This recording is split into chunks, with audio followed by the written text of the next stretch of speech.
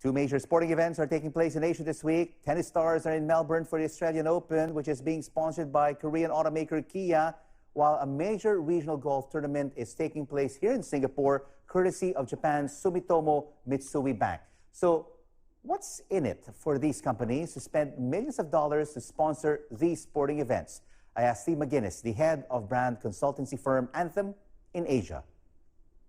The real risk in these kind of high-profile sponsorship events is the return on that investment. It's very hard to track any kind of return in terms of revenue or profit from what is a very, very large multi-million-dollar investment. A McKinsey report last year showed that only a third of these big sponsors tracked that return at all, and some found there's actually a negative return.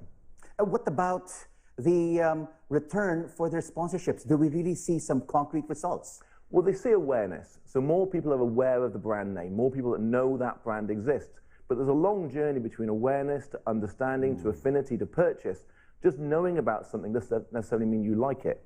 But you know what? Over the past couple of years, Steve, we've seen a slowdown in the global economy, and it is impacting Asia. Has this affected corporate enthusiasm for supporting sporting events? One of the first things that gets jettisoned when a company goes through a financial crisis is their sports sponsorship. In many ways, it's seen as something of a luxury, something of a C-suite indulgence. And Asian brands and Asian companies are much less likely to indulge those kind of practices and are more likely to put their money towards things that actually benefits their customer: service, packaging, in-store experience, or new products.